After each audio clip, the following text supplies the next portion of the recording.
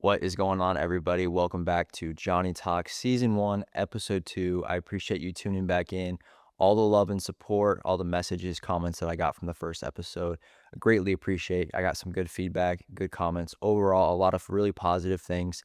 And I just really appreciate you guys tuning in and giving that interview a listen. If you hadn't had a chance to listen to that yet, the Grant Horvat interview, you can go ahead and check that out after you listen to this one, because I think this one is going to be pretty powerful as well. But yeah, just again, appreciate Grant for coming on. Super cool interview, super cool story to tell. And yeah, I appreciate all the feedback on that. And let's just keep it going. If you're watching this on YouTube, make sure you are subscribed, like, comment. Really helps me out a lot, pushes the content out so we can reach as many people as possible. Helps us out to be able to, get people on the show that's going to be making meaningful impacts. And so, yeah, it doesn't cost anything. Subscribe, hit that subscriber button. It'd be much appreciated. If you're listening on Apple or Spotify, make sure to leave a review. Again, pushes us out a little bit better. And yeah, I just appreciate all the support. Moving on, we have a super special guest today. We have Casey Mize of the Detroit Tigers joining us. Super candid conversation. We talk about, the Detroit Tigers run last year. We talk about his jump from Auburn to the pros. We talk about what he loves about Auburn. We talk about what makes the difference between a very good ball player and the great ball player, the ball players that never make it to the majors. What's the difference? What sets them apart? We talk a little bit about what he loves about being in the majors, his favorite cities to eat, travel, things like that. Casey's a good friend, someone I've gotten to know quite a bit over the last few years. Super good guy, very humble, very well read, very well spoken. And just when I was going to start this podcast, I knew I had to get him on as soon as possible, just because he's a great conversation. Every time I talk to him, I come away learning more about, whether it's professional baseball or anything that we talk about. He's a really fun person to have a conversation with, and a great guy. And so I had to have him on. So here he is, Casey Mize. All right. We now have on Johnny Talks, former Auburn Tiger, current Detroit Tiger, Casey Mize. Thanks for coming on. Yeah, thanks for having me. So right now, we are sitting down. It's the middle of spring training. You're getting ready for your 7th year of professional baseball.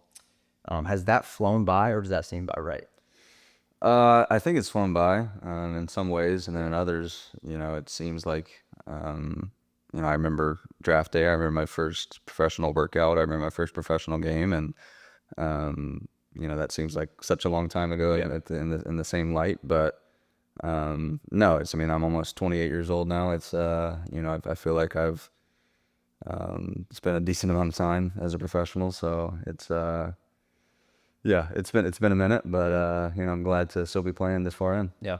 So you just finished up your off season. I'm always curious to know, what does a normal off season look like for a professional athlete, specifically baseball, just because of how short the off season is. So kind of take me through what an off season looks like, last out of the last season to kind of showing up on pitcher catcher day here a couple weeks ago. Yep. So normally I take about 2 or 3 weeks off after the season of completely no throw. I'll still work with my trainer just to do, some end of season testing to see, how explosive I am, my body fat index or my muscle mass index, and what we'll test all these things, my range of motion, and just so we can have a baseline of the things we need to work on throughout the off season. And then we'll get into pretty much, that first week of weightlifting and doing some things to try to correct some of the things that we need to fix in my body, and we'll hit the ground running there. And then I'll start playing catch 2 to 3 times a week, just nice and easy catch, because I don't want to get going too early. So I'll do that for about a month of nice and easy catch twice, or 3 times a week. And then by mid November, early December, I'll start incorporating throwing 5 or 6 times a week. And then at this point, I'm heavy into strength training, of trying to build some strength and trying to build a base of just real strength that I can count on to carry me through the season. And then we'll start introducing some explosive stuff as we get closer to the new year, to try to start moving more fast twitch and getting ready to get on the mound, and moving quickly down the mound, and to start to prepare to reaching some rotational velocities and preparing my body for all of that. And then you're just kind of, when I get on the mound, it's a mixture of getting back what I'm good at, continuing those things, but also targeting some areas that the team and some outside resources or whoever have suggested that you implement, whatever that may be. So when you're doing this off season, is that strictly, hiring your own guys and doing your own thing, or is the team kind of incorporated that as well? Is it anything team oriented, or they kind of when you're gone in October, it's like we'll see you in February? No, there's a line of communication there. They're not hounding us, and especially like the more established players, who've kind of figured out what an off season needs to look like. But we have a like a postseason meeting that they have with every player, and they kind of break down the good, the bad, the things we think you need to work on, and you kind of cross check that with other people to see if that kind of makes sense for you, and if it does, then you kind of hit the ground running with that and get to work on that stuff. So they're involved, but they're not overbearing. Gotcha. So as you're getting ready for the 162 game season, that's obviously a long season. Yeah. What does spring training specifically look like for the pitchers, knowing that essentially for the next 6 months, you guys, it's almost every single day that you guys have some sort of game? Yeah. It depends, I think, what kind of state you're in when you come into spring training. Like if you're guaranteed a like a roster spot or rotation spot, I think it's strictly about seeing how the off season stuff is gonna match up against the hitters, and also kind of just building up endurance for the season. Whereas if you're in a competition to try to earn your spot on the team, it's a little bit different. It's you have to come maybe a little bit more prepared because you need to perform well, and it's not really like an experimental time of, hey, let's see if these things I worked on are going to be good. It's like you got to have a pretty good idea that things are going to work out well, so I would say it kind of depends on which bucket you're in. Would you say that pretty much everyone comes in knowing where they stand? Like there's not usually a ton of surprises where a guy maybe thinks that he's, got a spot locked up and maybe doesn't, or vice versa? Would you say it's everyone's in the locker room pretty well known where they're standing? I think probably 80% of the guys know where they stand, but things change. Like, unfortunately, like a lot of injuries occur early in the season just because you're trying to do too much early on, or you might not have prepared as well as you need, or something happened to where it's not didn't work out well, where you're having an injury or you're not performing well, especially if you're in one of those experimental phases of doing a lot of new stuff and it's just not going well for you. Right. So things like that can kind of change the expectation of what you think you are when you're coming into spring training. But I think a lot of the guys have a general idea for the most part. But I've been a part of spring trainings where you walk in and it's wide open for most of the guys. So it's, there's 32 guys, 35 guys at times competing for 26 spots. And then sometimes it's like, there's only, a competition for 1 or 2 spots here, so it kind of depends. Year to year. Makes sense. So 162 games, obviously a long season, almost twice as long as the next closest major professional sport. Besides the toll on the body, I've always thought one of the toughest things about that 162 game season would be, seeing the same 25 to 30 guys all day, every day. That's a lot of time to be spending together. How does a team come together and gel during that long of a season? And is it pretty normal to have some type of conflict?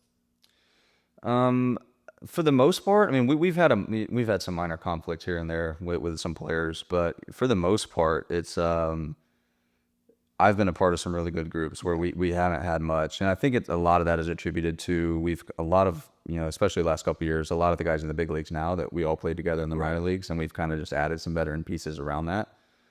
So in a way, I think we're unique in the fact that we've built such a good culture that there's not a lot of conflict there. And when we show up on day 1 of spring training, we just pick right where we left off at the end of last year, which is great. But I've always found it so interesting how we, like you said, we spend every day with each other for close to 8 months, and then we just your family, friends. yeah.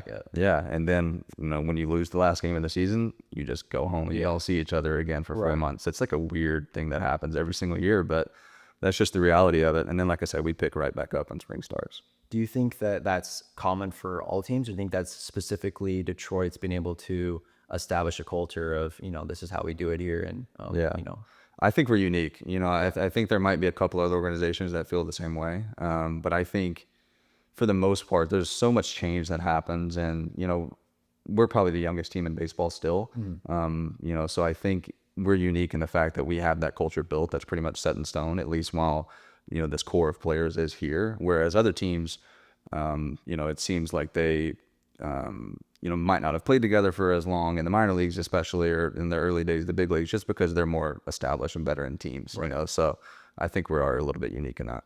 Is it when you're, I mean, again, you're spending 200 plus days as a group together. Is it pretty clicky as, pitchers with pitchers, infielders with infielders, or is it, like, you may be best friends with a second baseman or outfielder and it doesn't really matter. You guys are all just kind of gelling. Yeah, I think like it sounds bad to say clicky, Right. but you can't help it. You just spend so much time with your position groups, or like even in the clubhouse, like it's kind of like position players over here and pitchers over here. So I would say like pitchers hang out with pitchers more and vice versa with the hitting group as well. But it kind of just depends. Like like me and Torkelson, like we're buddies, or whoever it may be. Like a lot of it depends on your spouses too. Like if the girls in the stands get to hang out and they like each other, then Like hey, we're going to dinner today. exactly. We scheduled dinner with so and so. I'm like, oh, well, I haven't talked to him in like 2 weeks. He's a hitter. So, but for the most part, pitchers and pitchers and hitters and hitters. Yeah, that makes sense. So before we dive in, I do want to talk about the Tigers' run last year and the impressive run you guys went on. I want to jump a little bit back to the beginning of your baseball career, kind of just up into kind of the recruitment. So when did you start playing? What did that look like? Kind of just tell me about the beginnings of your baseball career. Oh, yeah, I started playing, I think, when I was 3 or 4 years old. My brother's 4.5 years older than me, so he was already playing, and I just wanted to do whatever he was doing, I think, and he was playing ball, so that's what I wanted to do, and he continued to love the game for a long time, and so I did too. And then when I got to 8 or 9, 10 years old, I started playing travel ball. I started getting really competitive with it. This is what I want to do with my life and my career, which a lot of 8-year-old baseball players probably think the same thing. So I'm not uncommon there, but I think I had an uncommon just like desire to really be great and succeed. And so I just kept pushing as hard as I can. And when I got to like early teenage years, I started to realize that I'm, separated from the pack a little bit, so I started just striving for more. I love to compete and win, and I was able to do that. And my parents made so many great decisions, just to surround me with talented players and, advanced coaching and things like that, so I could even get better and step my game up. And did that throughout middle school, ended up playing like junior varsity throughout middle school, which was cool because my brother was in high school. So we got to like practice together and play together, which was awesome. Like my brother's been there from the beginning of my career and still is today. So like he's been a pivotal part of that. But just like I said, my parents made so many great decisions to put me around really good coaching. And I, when I'm in high school, I went over to Atlanta for 2 summers and lived over there and played travel ball, which was another step up for me. Like I went over there and realized I wasn't going to be the next Derek Jeter at shortstop, but So was it always pitching or you did a little bit of everything? No, I thought I was going to be a shortstop. Okay. And I pitched as well. Yeah. But it's like my true love was like I love to play shortstop. So you like to hit too, or mainly just playing short? Yeah, I like to hit. Wasn't very good at it, but I liked it. I mean, I was good at that age, But like I said, I go over to Atlanta and we start playing, a little tougher competition. I realized that I wasn't as good as a hitter as I wanted to be. Was a fine shortstop, whatever. But my Coach Chris McCraney, he was like, hey man, I think pitching is your future. So that was like a turning point of my career of like, okay, this is, I trust this person that's saying that, and I'm trusting kind of the results I'm seeing as well. And transitioned into, I continued to play shortstop even throughout high school, but I, really committed to like started to trying to pitch really well. And so when I would go to a showcase or whatever, like that was what I was really focused on, and school started to take note of that. I think that's really important in frame of how important coaching is, but also how important being open to changes and being open to coaches. Because I think you can pinpoint so many different situations in your life and your playing career, no matter where you are, if you're a professional athlete or what you're doing, where someone, had some input and you either had the choice to say, no, like, no, I'm gonna do it my way, or you know what, you may see it. So it's like, do you ever think about, if you maybe would have been hard-headed and, he goes, I think you should be a pitcher. And you're like, no, I'm just going to keep hitting, like where you could be now. Like, I think those little moments it's one of the cool parts of life, looking back on being like, that may have not seemed like a big deal then. Looking back on it. No, certainly. Like it was, weirdly, I think I was open to it. Like I didn't really fight against it. Like, I think just like, man, I thought I was going to be Jeter, but like, I was just like, I'll do whatever it takes, to be good, and if this is it, then I'll do it. Like, I don't remember being frustrated by it, but I think you're right. Like, it's something I've looked back on. I'm like, man, I'm not sure I even realized in the moment or how pivotal that was, but it was that I said yes and was open to that. but there are times too where you have to say no. Right. You know, like you just have to weigh that. And I think at that age, like I keep going back to my parents, of like they helped make those decisions at that age, which really helped me. You know, but now like they've taught me to be able to make that for myself, and I still have to, you know, I grapple with that every day of Right. Advocating for yourself. exactly, like saying yes to certain things and no to certain things, you know, within my career that, you know, can change the outlook entirely of what it's going to look like. So That makes sense. So you kind of touched on it a little bit. I think that everyone that plays Little League, you know, has that dream of, I'm going to be a professional baseball player. I'm going to make it to the majors. Most of us have a come to Jesus moment, whether it's for the lack of realize of our ability, or maybe realizing, oh, making the show is actually pretty dang difficult. Yeah. Was that ever a time when you maybe had that kind of come to Jesus moment and then it flipped eventually, or were you kind of always on the, no, I'm gonna play pro ball?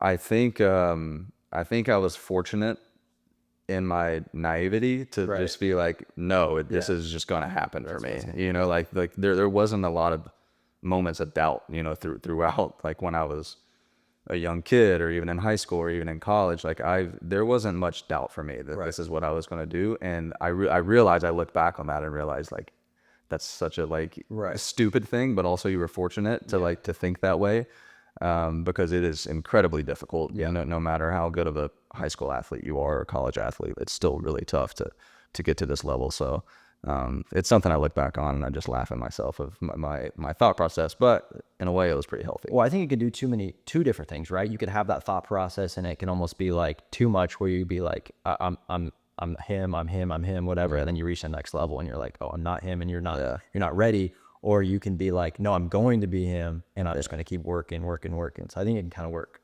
Yeah. both ways. Yeah. So let's talk about your recruitment a little bit. What did that look like coming out of high school? You obviously ended up going to the University of Auburn. Was it always Auburn, or were there other schools in the mix? And you did grow up in Alabama. Yeah. Did you grow up an Auburn fan as well? And kind of, what did that look like? Yeah, I grew up a huge Auburn fan. The only place I wanted to go was Auburn University. Like it was like that was it for me. But when other schools started to get involved, my parents were like, "Hey, we need to like, you know, we need to entertain this and like realize that, you know, scholarship money is going to matter here. Right. You know, like if somebody offers you something, you know, well above what, you know, Auburn or Alabama or Ole Miss or whoever offers you, we're going to really need to consider that, even if it's not Auburn." But for me, my desire was always to play at Auburn. Yeah. And I was recruited, you know, when I started playing for Team Georgia, you know, and travel ball, and I started pitching. That's when I really started to get recruited, you know, by a lot of the schools, mainly in the Southeast. You know, not really outside of that, just because it was, I don't want to say I was like late bloomer, but it was not as early on the map as some other people. But you know, word spread throughout the Southeast that I was a good player, and so I kind of bounced around for some showcases at these universities, and had tons of interest. And so in the fall, you know, you kind of go through the circuit of the summers, you know, the travel ball, and then you do, you know, showcases and tournaments, things like that. And you kind of set up all these visits in the fall to take, and they're just football games. And we set up these unofficial visits with all these schools. And so I probably had every weekend we were going to, it was going to be, you know, Auburn, Alabama, Georgia, Ole Miss, whoever. Right. But Auburn was the first one on the schedule. And so I went, and they offered me a scholarship. I'm then decked out in Auburn gear. You know, I didn't play it cool. I probably should have. Like I think they knew that I wanted to come there. But they did offer me a scholarship, and I, you know, Where do I sign? yeah, me and my parents stepped away for 2 minutes and talked, and we're just like, oh my gosh, I can't believe it. Like it's gonna happen. And we said yes, and it was a dream come true. And I ended up having to call those other coaches and say, I'm not coming to the game next weekend. I'm gonna go to Auburn. So Pretty much, what was that, 2015, 2014 fall? yeah, that Basically just was got the so that SEC was football probably yeah. So my first year, I think that was probably 2014. Okay.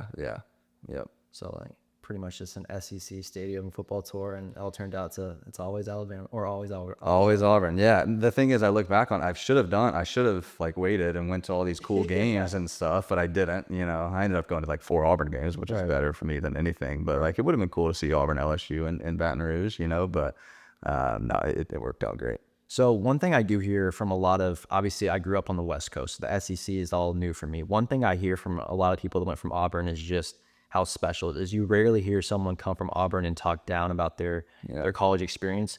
What is it about Auburn that makes it so special? Pitch me on Auburn. Why is it the premier SEC school? Yeah, for me, I mean, this is like the cliche that like everybody at Auburn says, it feels just like a family atmosphere. And I really think like looking back and going to school there and growing up just a fan there, it's like I've never had a bad experience when I went there. Like nobody was, I'm not saying that people are perfect there, but like it was just, it wasn't like a dirty place or people weren't like mean to me or it wasn't like it just chaotic. It seemed all almost fake in a way, of how like a pleasant of an experience it was just to be on campus there for whatever event it was, whether that's going to a football game or visiting friends or, whatever that may be before I went to school there. And then it was always just a wonderful experience and the campus is beautiful. And the people are just so kind, and it's just like you said, there's not a lot of people who talk down on it after I spent time there, so it's a special place. Do you think that was a different college experience for you where maybe not every single guy was Auburn through and through throughout their entire growing up, where you kind of showed up there and you're like, I've kind of already maybe not reached your full dreams. Obviously you wanted to be a professional, but that was probably the first step in it being like, I want to be an Auburn Tiger. Do you think that factored in anything to your college experience? Yeah, I felt like a level of certainly pride that I was like, but I also felt a level of responsibility of like, these guys who are now my teammates, like grew up all over the place and might not have grown up Auburn. I've grown up Auburn, so it was like, I want to hold as many people as I can, like to the standard that I think that we should be, held to here at Auburn. So, but for the most part, we didn't have any issues with that. The guys fell in love with it and they just wanted to fall in line of, well, what can I do to make this place proud, So, but I definitely did feel like a sense of responsibility when I first got there of like, these people don't know it, I know Auburn. These guys don't know Auburn, but they walked out of there loving it just as much as I do. So you ended up making a pretty major jump throughout your college career. When you left high school, you were undrafted out of high school, which is one of the rare things that in baseball you can actually get drafted out of high school, which is pretty cool. That led to a college career where you were a very high draft pick out of college. Where did that improvement stem from, looking back on it? I know there's probably a lot of freshman and sophomore ball players out there right now, maybe that were underlooked out of high school and want to make a similar jump. Can you pinpoint where that improvement happened, and what do you think Auburn had as far as a role in that? Yeah. So coming out of high school, towards the end of my senior year, I had like an injury. It might have been like an ankle. I'm not really sure what it was, but ended up kind of like, kind of ending my season. And so we had early enrollment at Auburn for like a mini semester during the summer before the fall. And a bunch of the baseball guys did it, and I did it as well. And so I spent probably 6 weeks on campus before, most of the baseball guys got in, before school got really bad going. And I worked with our trainer there, Anthony Sanderson, and to heal this injury, to get prepared for the fall. And throughout that, like, I just worked out hard, did a lot of rehab training, like was eating more, just like trying to just like build up this base of what was going to happen in the fall, because I know I needed to compete for my spot. Well, that summer, like I think I gained like 10 pounds, like immediately, just like really working out hard for like the first time in my life of like, I'm looking around and these guys are pretty big, like I got some work to do. I was 6'3", 170 pounds, like I need to get going a little bit, so, and then we get to fall practice and I'm like, I left high school throwing like 92, maybe touch 93. And then we get in the fall and I'm like touching 95, 96. And I'm like, oh, okay. Without really mechanically having changed anything, right? So it's just kind of progression. And nothing mechanically changed at that point. Right. I'm sure we were doing some drill work, with Coach Thompson to make me like move better or whatever. But I think a lot of it is just attributed to just the strength and the rehabilitation I had done that summer. And so within that fall, I just noticed just an immediate velocity uptick, where I'm like, okay, now this is obviously a good thing. Right. And then I come in and I'm throwing like this split change type thing. Like couldn't really figure out a change up. I'm throwing like a 4-seam fastball and a sinker and a slider, but I couldn't really figure out like a change up split thing. And so I talked with Coach Thompson. I'm like, hey, like, this is what I'm doing. I need something to help get left-handed hitters out. I think I need something for them. And he showed me a grip that a former Auburn pitcher that he had worked with had, would use. And he showed me that grip, and it just, something in it clicked where it's like, got the splitter? yeah, Okay. yeah. So I'm throwing this splitter now that he showed me, and it just starts to be like a pretty good pitch, where it's like, it didn't click in like immediately where it would eventually turn into, but I was like, okay, I can use this to lefties, and this makes me feel more confident. I'm still throwing that grip today, so I think those are two things where I look at where I'm like, I saw what consistent quality work can lead to within the velocity uptick. At that age, I was just obsessed with velocity. So I was like, well, that works. That's great. Keep working hard or whatever. And then it's like, that's another instance of a coach making a quality decision, and me being receptive to that. And it just like, moving me light years forward, in my career, where it's like, okay, working hard, being open, like this is what I wanted from this college experience. So that's where we got off to a really good start in college. Which is an insane story because, I mean, you hear Casey Mize, splitter is probably like the second word that's followed that. Like that's something that you're known for. So it's something that you didn't even have going into college, but just being open to, that coach saying something. Again, another instance of just right place, right time, right coach, It's lucky, almost, like I look back and there's so many moments that have changed just the trajectory of my career. And like, in a way, it's just lucky, but if you make good decisions over and over, you surround yourself with quality people who can help you in a way where you look back on it and it might be easy to say it's luck, but it's like, well, you make quality decisions over and over and over. No, I think that's a good point. Is it's a variety of things, right? It's working hard. It's being open to input, but also if you're surrounding yourself with the wrong people, that input is not necessarily going to be the right input. Yeah. So I think it's a lot of things put together that end up, putting yourself in the right situation to be, drafted where you were. Yep. So you get drafted in 2018 to the Detroit Tigers. As a kid born and raised in Alabama, I'm sure when you eventually got to Detroit, that was maybe a little bit of a culture shock than what you were used to. Yeah. Tell me about the city and what has it meant getting to represent Detroit? Yeah, it was a whirlwind for sure. I had not spent much time up north at all, so the Midwest especially, I was just like, well, this is completely new for me. I had no idea. But I remember I got drafted in June and I ended up signing like 2 weeks after that up in Detroit, and it was just like beautiful day. Like, couldn't have been better. Like, that was my first introduction to like Michigan summers, Right. where I was like, man, like I feel like this is incredible. Like I thought it was cold all year. Exactly. Yeah. Like, I'm used to like hot, sticky weather in the South, and then you get up there and it's just like crispy, cool, summer breeze, and it's like, man, this is amazing. So, my first impression was I was impressed with the weather. Yeah. But then in the city, man, like I had heard so many things, Detroit, like be careful if you're in Detroit, whatever. Which I know, like a lot of big cities have their issues with violence or whatever, but I haven't come across anything like that. And now looking back on it, I can see that so much has changed even within this past 7 years, where the city is in a much healthier place. But I love the park. It's a nice, comfortable park. Like, when I signed, like, so many fans were excited to see me, and like they rolled out the red carpet for me, which was great, and they treated everyone really well. So the organization has been great from day one, to me, of how they treated myself and my family.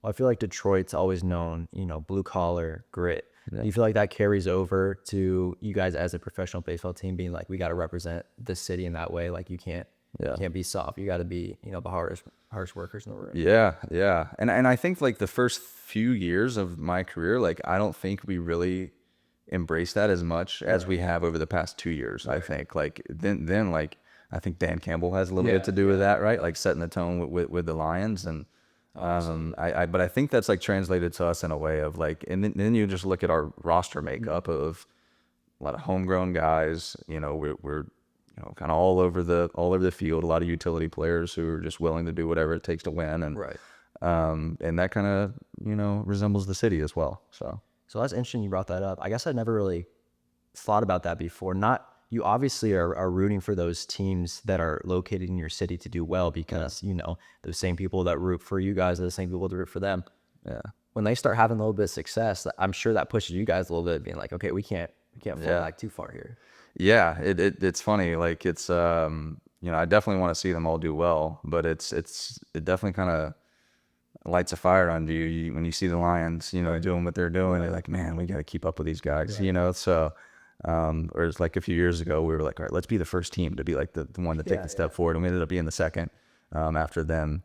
But now, you know, it's good when you can look, you know, across the street and see their stadium and know that so many fans are in there and excited about what that team's doing. Like, we want to feel that same thing in our stadium and make our fans proud as well. Well, that kind of flows in my next question. I can imagine during that run last year that Detroit was pretty electric.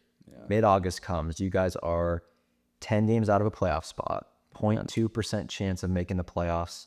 You then go on a historic run that included clinching a team's first playoff appearance since 2014, I believe, that ended with a sweep of the Astros in the wild card. Just kind of give me an overview. What was that run like? So like right when it happened in mid-August, I was, you know, coming back from a hamstring strain. So I was like kind of on the outside looking in during that. And then I ended up coming back in 1st of September. But yeah, I mean, even going back to like July 31st on the trade deadline, like we trade 4 or 5 guys away. We start calling up all these young guys, and we're just like, well, you know, it seems like we're just getting some at-bats and, you know, getting some innings for some guys to set us up for next year, which we feel good about. Right. And, you know, I think we lose like the first 3 or 4 games after the trade deadline, and we're like, oh, this could get ugly, you know? And then it's just like AJ starts doing his thing where he's like, you know, so-and-so is hitting leadoff, and now you're playing right field, and you're going to pinch hit in the 7th against this lefty, and you're going to start, but so-and-so is going to come in and piggyback you or whatever. And then we just started winning some games. And it just seemed... It was like weird at first of like, yeah, you know, we won the series, or we won 4 series in a row. And then it's like, oh, we ended up, you know, going okay in August. Right. And then September 1st, you call up a couple more guys to add to the roster. And then it's like, you've got more flexibility. And then it just gets to the point where it's like, we just show up to the yard just like so free and happy. And then, but at the end of the night, we're like, oh, we won again. You know, like, what is going on? Right. You know, like they're close games, and it's like really competitive and really intense, but we just kept finding ways to win, and it was just like almost like unbelievable. You know, it's like, I can't believe we're even doing this. It was an insane run. Yeah, it's just like, and we felt it. We were just like, we still felt free and open and easy, and I think that helps. You know, like it's a good lesson for us to learn of like what success can come from that, of not pressing too much. But we were pretty much in shock as well of what we were doing. What was could you pinpoint maybe a game or a series where maybe you guys collectively as a unit was like, oh, wait, we can actually do this? Because, I mean, again, mid-August, a 0.2% chance of playoffs. Like, that's practically nothing. 10 games out of a wild card spot.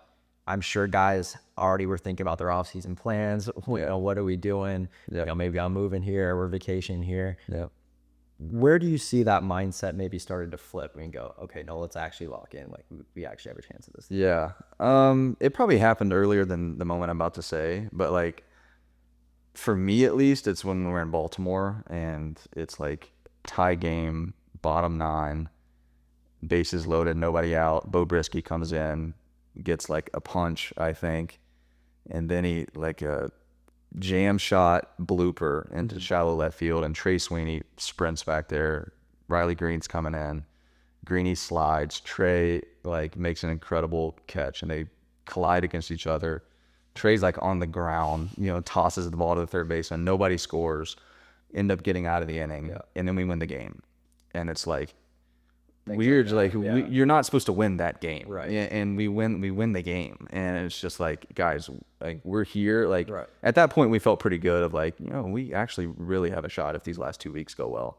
And then you win that game, and it's like, no, we're gonna do it. You know, like I think that was the moment for me. Is that something that you guys, you know, openly talk about in the locker room, or is that kind of just an understood thing?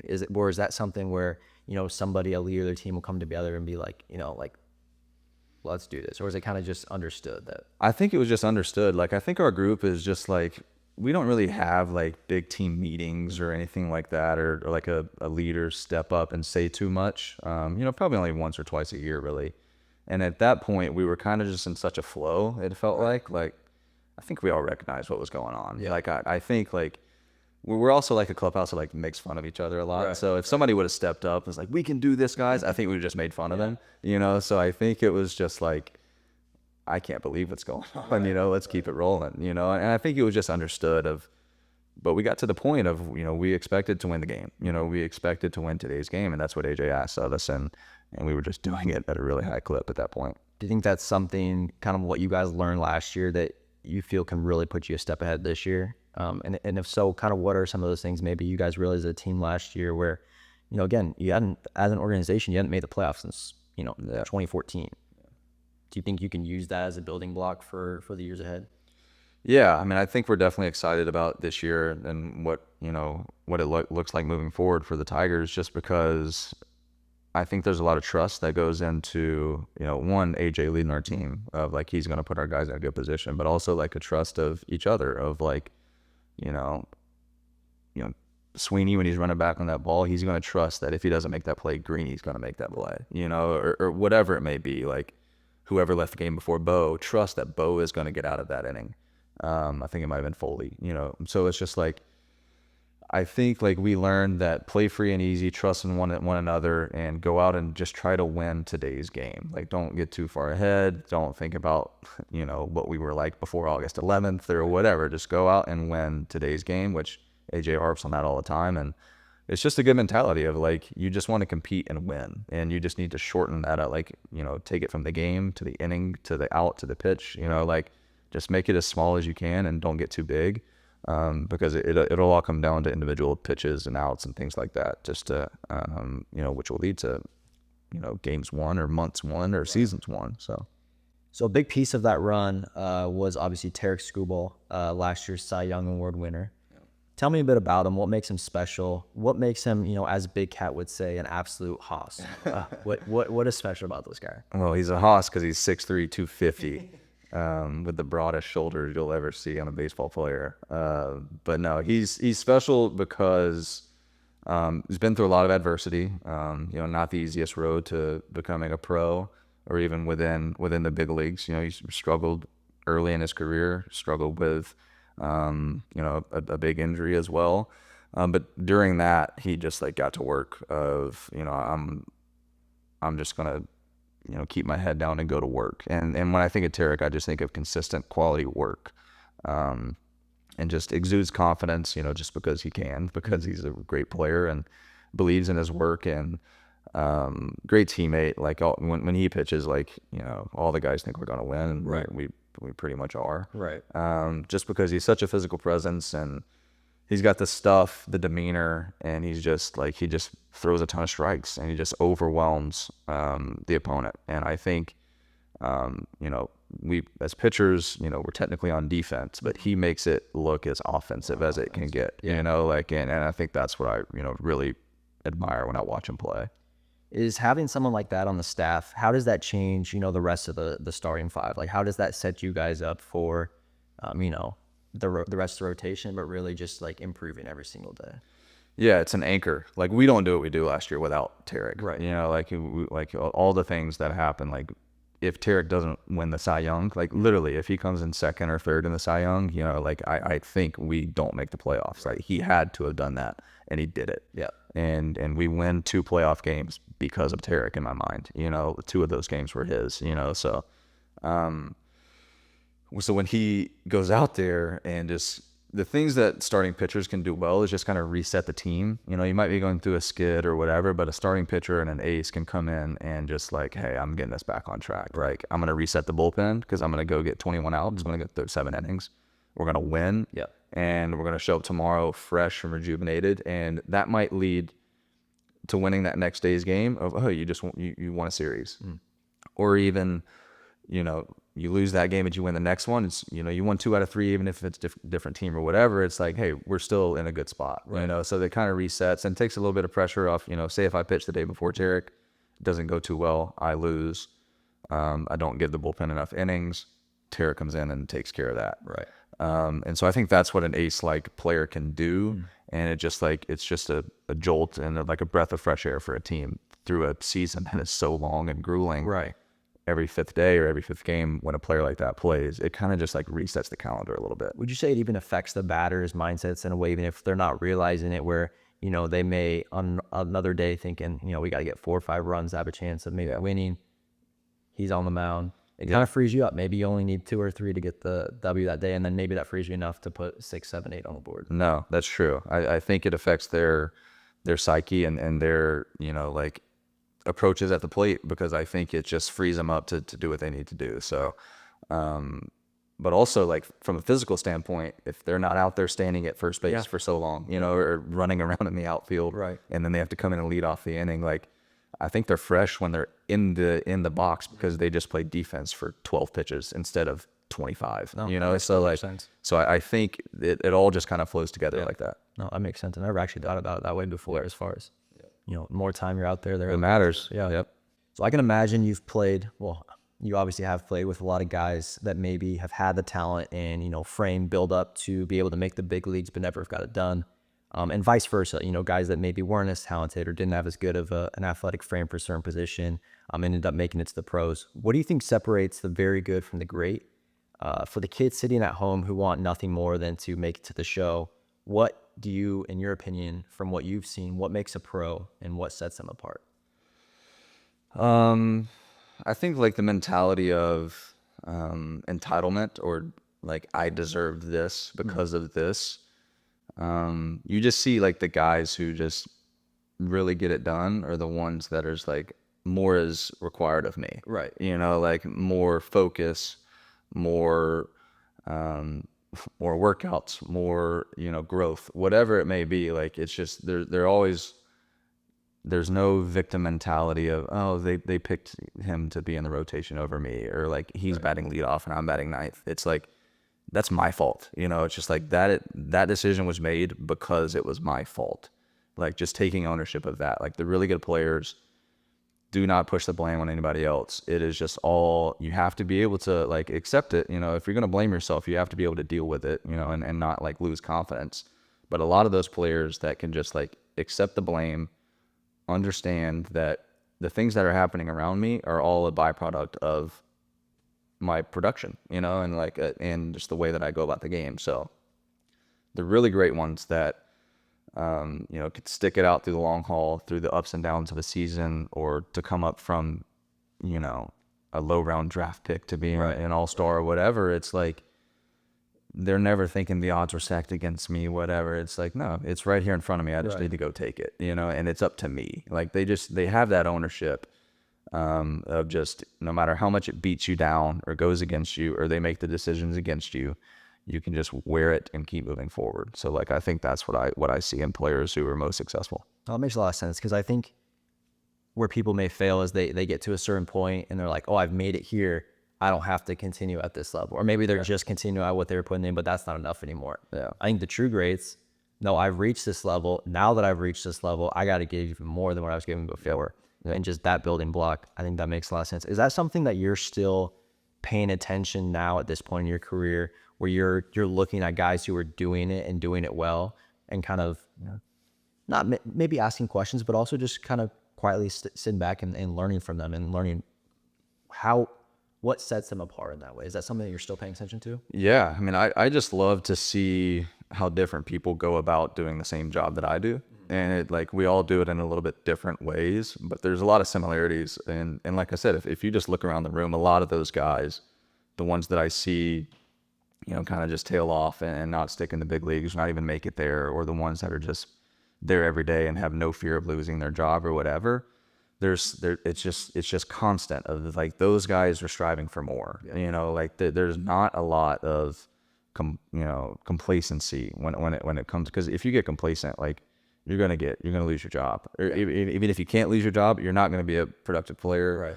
And your team's not gonna want you to be out there all the time. So it's like, and you're just playing for your teammates all the time. Like, you want that respect from your guys, and like, I really want these guys to believe in me when I play. So it's just, you're always playing for more, and we want to win, and so we need to provide more and more to win. But it's a fine line of understanding, like, how much more you can provide. Yeah. You know, like you don't need to set, you know, impossible goals for yourself. 'Cause you don't want to be putting yourself down all the time either. Yeah, you need to accept your wins when they come, you know, and just like feel that and just have gratitude for like, hey, this is great, you know, and I feel a lot of pride in what I just did, and I'm happy with that.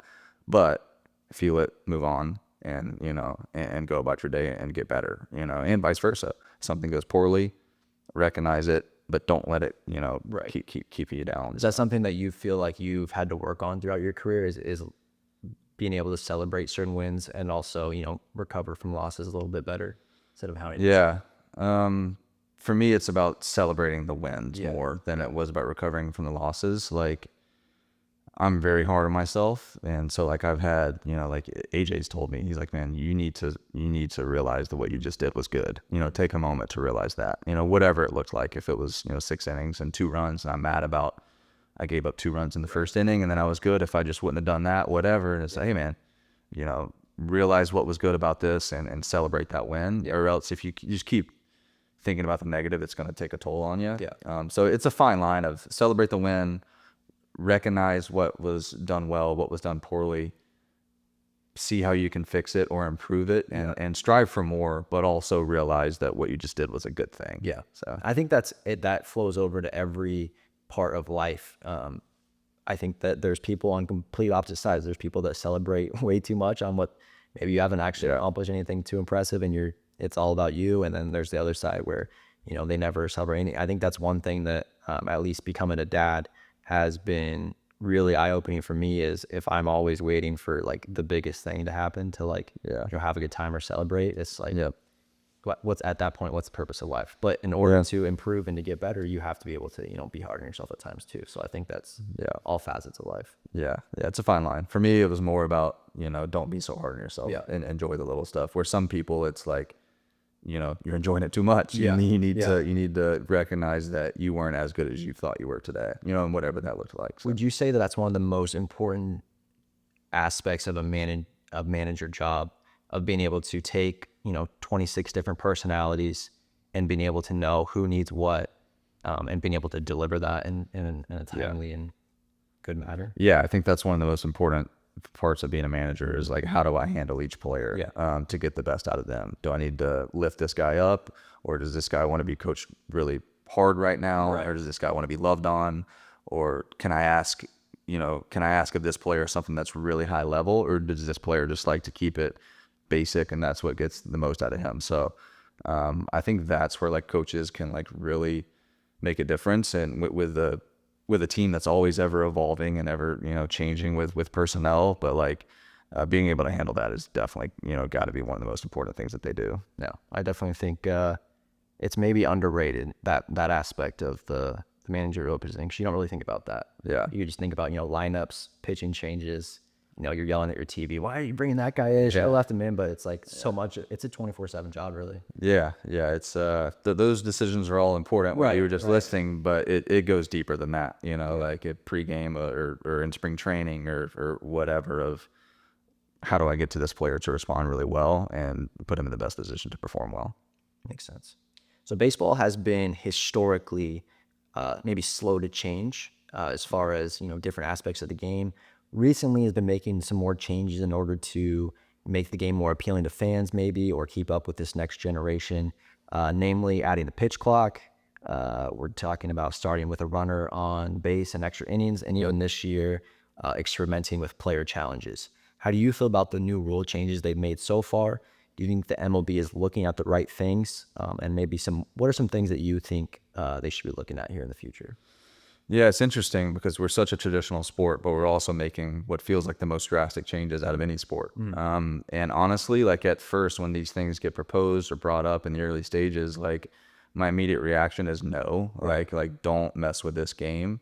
But then I'm a couple years in, and it's like the pitch clock is a good thing. Like I think it is, and as much as I was against it at first, but I think it's been such a good thing because the attention spans of fans and players, we're enjoying getting out of there before 9 o'clock. 62-game season. Yeah, it can drag on. So it's for the health of the viewership and just the fans wanting to stay connected, like I think that was a good change. Whereas like, and so that me realizing that I was against it and now I'm so for it, like when it comes to all these different changes, part of me just says no at the very beginning, but it's like, just give it a chance and see, you know? So like with the ABS challenge system of the automatic ball strike zone that we're experimenting right now with in spring at the big league level, something they've been doing in the minor leagues for a few years. Right. It's something that a lot of your veteran players are, you know, pushing back on. A lot of the guys who have played in the minor leagues with it are saying this is a really good thing. So I think, you know, a lot of the feedback is still here or there. You don't really know. But I think when it comes to that specific rule, like nobody wants to see a big game decided by a wrong call. Yeah. Some people might want to see that and just say that's the human element of the game. For me personally, I want the game to be officiated as good as we can. You know, like we do it with replay assist, you know, with plays at second base or home or whatever. So if we can do it on ball strikes a couple times a game, I'm okay with that. I think there's definitely ways to incorporate review where, you know, you still have the human aspect of a ref. You know, we see it in other sports happening as well, but I think, you know, you hit it on the head there that a game should not come down to a missed call. There's going to be missed calls all the time, but as far as when you get into that moment where it's, you know, season over, season continuing, it really sucks if it's a call being changing that. Yeah, I agree. So I think that rule is coming. I think the challenge system will be in the big leagues probably as soon as 2026. And then just with the other stuff, you know, they might seem smaller details that people might even be, you know, familiar with or want to know, but a lot of the decisions that are being made are, you know, like to help the game, you know, of it's ever evolving. And so you have to maybe change the rules here and there if people start to exploit them or whatever. So like the shift, you know, like you're taking away a lot of base hits and people want to see base hits. And that's a pitcher saying that, you know, so it's tough for me to agree with that one, but I get it, you know, So here in the next 20 years or so, I mean, obviously baseball is America's pastime, but we can agree that maybe like this next generation coming up is very different than, you know, previous generations as they tend to be. What do you think baseball needs to do to be able to, you know, keep up with the other major sports and be able to still, you know, put on a good show and still be, you know, America's pastime? I think just promote our players better. Yeah. And just the game in general. You know, I think we've fallen behind a little bit of, you know, getting primetime slots on television and just making it more accessible for fans to actually watch the games. You know, that should not be difficult to do. And I know there's a lot of contracts and money involved with that, and I get it. But like, if you want this game to be healthy and people to view the game, you have to make it more accessible. And so that's the first things first for me, is just if you get more eyes on it, more people are going to want to be interested in it. And then when it comes to the youth level, we have to keep providing them with resources to want to play this game. Like, it's a lot cheaper to pick up a basketball and go shoot hoops than it is to, you know, buy a bat, you know, and glove, you know? So like, we have to keep providing kids of all ages access to these things to be able to play this game in general, just, you know, to start to like it from age 3, like I did, you know? So like, there's so many kids that miss out on that, I think, because they just don't have access to even the gear. Right. So. No, I think you hit it a real one that struck a chord with me just now, is just talking about promoting your players. I'm just looking back at my childhood, and I mean, when I was 12, 13, I could tell you, you know, who played second base for every single team. Yep. And now as an adult, I don't get to follow baseball as closely, but I'm going to struggle to name, you know, 8 second basemen. And I think, you know, part of it is obviously I don't get to follow baseball as closely, but I think part of it as well is they've kind of fallen behind of, you know, keeping their big names, you know, out there and being able to expose them to the world. So I think that's definitely something that's important. Do you think that falls at all on the players of maybe being able to show who they are a little bit more to the fans? Maybe so. I think also baseball might be a little less drama free than other sports a little bit, whereas like, you know, you can recognize a lot of football and basketball players because they're almost like celebrities because of the things they do off the field a little bit, whereas like baseball players, you know, not a lot of us are like that, really. You know, it's like, I don't want to say not releasing a rap album anytime. No, definitely not. Okay. So like, I don't want to say I'm more normal than like another, you know, sport or whatever, but it's just like, you know, I think, but in a way I feel like that's a good thing. Like, we might be the most relatable to the normal fan, you know, out of anything. But yeah, certainly players need to self-promote as well, you know, which I think players in other sports do really well. Yeah. And so I think, the guys who want to do that in Major League Baseball need to do a better job of that. But I just don't think as many players are interested in doing that, which I know that might not make us as marketable as other sports. And so I get why teams don't funnel money into doing that. But if you want, a healthy fan base to recognize your players or even recognize other players, you're gonna have to step out of your comfort zone a little bit to make that happen. No, 100%. I think it's a collective thing. I think it's Major League Baseball as a whole. I think it's teams. I also think it's individual players as well. Being if we want a game where it's popular enough where our kids can be at the level that we're at someday. It's got to be maybe a little bit of more self promotion. Yep. So I do want to end this with a little bit of rapid fire. These first 4 questions are more around what I think is one of the most interesting facets of being a professional baseball player is the travel you get to do around the country. Yep. So rapid fire, what is your favorite away ballpark to pitch in? Fenway, For sure. Yeah. It just feels like baseball when you're in there. Yeah. It's just so historic and just magical. So it's Fenway easily. Favorite away city to explore? So when you get out sightseeing. There's a few. Chicago in the summer, love it. San Diego, Seattle. Yeah, maybe those 3. Okay. Yeah. Favorite away hotel that you guys stay at? Because you guys normally stay at the same ones, right? Normally. Yeah. Sometimes we'll change them dependent, on the year or scheduling or whatever. Normally the same ones. What's the hotel you got a road trip coming up? You're like, we're staying here. I get excited about the St. Regis in San Francisco. Okay. I love that one. Four Seasons in Boston, I love. Ritz-Carlton in Chicago is like my baby because like I debuted there, so it was the first big league hotel I stayed in, and we play there so often that I just feel comfortable with it. Right. So like I love it there. Yeah, those are the ones that come to my head. You don't have to name them, but are there some places that come up and you're like, that road trip's coming up? Like, most of them, give a decent stay. No, I mean there's definitely places you get excited about more than others where it's like you can just tell by like the wives and girlfriends if they're coming. If there's a lot of people on the trip, it's a good place, and then if there's they're going home for the weekend or whatever, it's like one of those road trips where it's like, okay, we're going here, that's fine. Yeah. Favorite away city food or food scene?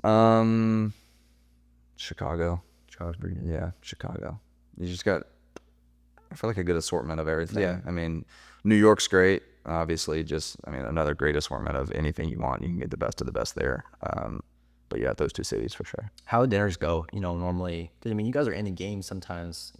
10 o'clock. Yeah. Maybe 10:30 at night, depending. Yeah, most of the time we only get one like true dinner in a city if you don't have an off day, because we'll fly in on Sunday night and you can have dinner that night. Right. But then outside of that, you play the first 2 games you normally play are night games, so you just eat dinner at the field. Right. And then the getaway day is the 3rd game, so you just don't get to eat there. So we eat most of our meals at the field, but we can eat breakfast in the city.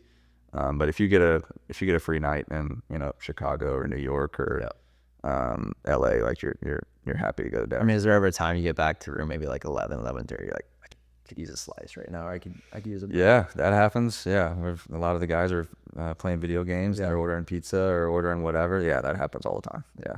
Man, seems like a good time. Yeah. Hardest batter you've ever faced? Maybe not the best batter you've ever faced, but maybe the hardest out for you. Probably Juan Soto. Yeah. Just I've never seen somebody command the strike zone as well as he does. Yeah. He knows what's a ball and what's a strike. And so if you throw a ball, he's going to take it, and if you throw a strike, if he wants to hit it, he's going to hit it. It's just you try to just limit of like how quality the contact is at times. Like you'll take your shot with 2 strikes if you get it, but outside of that, it's just like I'm looking for. I'm trying to miss a barrel here. I'm trying to get some weak contact, but. He's great. Bryce Harper's, he can just do real damage, but also has good bat to ball skills. Like just commands the box. Like when he gets in the box, you're just like, okay, well, this guy can hit. Yeah. So those 2 for sure. Is that something that you think about when guys are coming up to play, like your experience, good or bad, versus them, or are you trying to play off, at bats in your head of what you remember you filmed them before? Or is it kind of, game by game? I'm just attacking different. The approach Depends, if I'm pitching against a player and it's gone really, really well for me, like for the most part, I'm gonna keep doing that same approach. And then if it's a guy that's absolutely owned me, like I'm gonna be searching for like, okay, maybe I'll try this, and see if it's like a big moment. For the most part, like I'm just gonna do what I do and be pretty convicted in my plan. But there are some outliers that this guy's done so well against me, I have to change, or this guy like. I know this works. I'm just going to do this, even if I'm not used to doing it. I know it works against this player. Yeah. Where I'll do it. So most of the time, I'm just doing me. But if somebody's, there's a few exceptions there. Favorite player growing up? Derek Jeter. Derek Jeter. Yeah, by far. I grew up a huge Yankee fan, actually. So yeah, a lot of people from Alabama were big Braves fans. Yeah. So everybody liked Chipper Jones, which Chipper's great. But I grew up a big Yankee fan for whatever reason, and So I mean, you would have seen, the Jeter, A-Rod. Teixeira, Cano, Posada, Ellsbury, Gardner, Messina, Chamberlain, Rivera, like Pettit, like those are my guys. Ellsbury was actually a huge star, like where I'm from in Oregon, because he was from a really small town in Oregon, so everyone was a Ellsbury guy. Yeah. No one comes out of there where he came out. Yeah, It's like 1,000 person. He was a beast, man. Yeah. He was a great outfielder.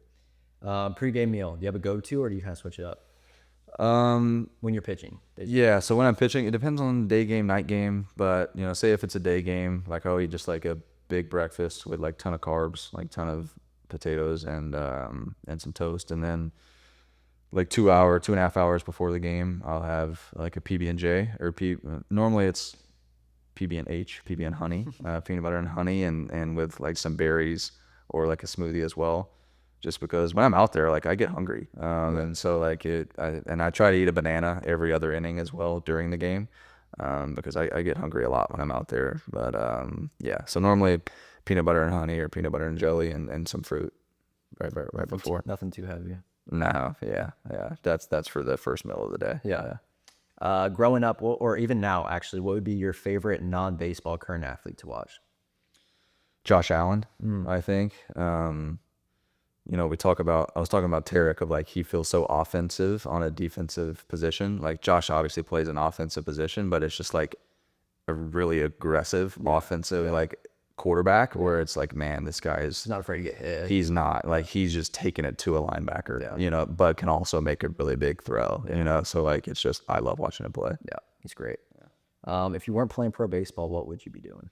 I'd be a police officer. Okay. Yeah, my grandfather, my brother, my dad, all police officers. So I would be a cop. What did you major in school? I don't even remember. It was Whatever passes me. yeah. We had something called interdisciplinary studies where you could kind of do like a couple different things, and I was a lot of the classes I took were business and sports coaching. Okay. Yeah, Interesting. yeah. All right, last question. SEC school besides Auburn, if you had to go to one, or let's say okay, I have kid Brooks. If Brooks had to go to SEC school, and Auburn didn't offer him, but every other school did, where would you tell him to go? Ole Miss. Ole Miss. Yeah. I visited there for like a showcase, not for a football game. But it was great. I loved the campus. Yeah. It was just a, good baseball school. They're good at football sometimes, I guess, so it's a good like SEC experience school, I think. So, yeah, I would say Ole Miss. I think if you said Alabama, you might be excommunicated from the. Absolutely not. No, Brooks should not go to Alabama. No. Well, Casey, that's all I got from you. I appreciate you coming on the podcast. You didn't have to do it, but good luck this year, and we'll be looking out for things to come. Thanks, Johnny. Appreciate it, man. Yep. And that's all for the Casey Mize interview. Just want to thank Casey again for joining Johnny Talks. Again, he's in the middle of spring training, battling for roster spots, and it just kind of shows the kind of guy he is, where he had no problem a day after a start, having me over to the house to film an episode of Johnny Talks. So just appreciate Casey again. Hope you guys learned something from this episode. Casey is just, he's got so much knowledge, so much truth, and he's been able to experience so much in his career on the MLB. So whether you're a baseball player or football, basketball, or you don't play sports at all, I feel like there's a lot of things that he talked about and we talked about in that episode that you can apply to your life. But again, thanks to Casey for joining. We're going to be rooting him on this year, rooting the Tigers on, and hopefully they can make another run at it. But that's going to be it for this episode of Johnny Talks. Again, appreciate you guys for joining. If you haven't seen the grand interview, make sure you go check that one out. If you're watching on YouTube, make sure to leave a like, comment, make sure you subscribe. We're on the road to 500 subscribers. If you're listening on Apple Podcasts or Spotify Podcasts, make sure to leave a review.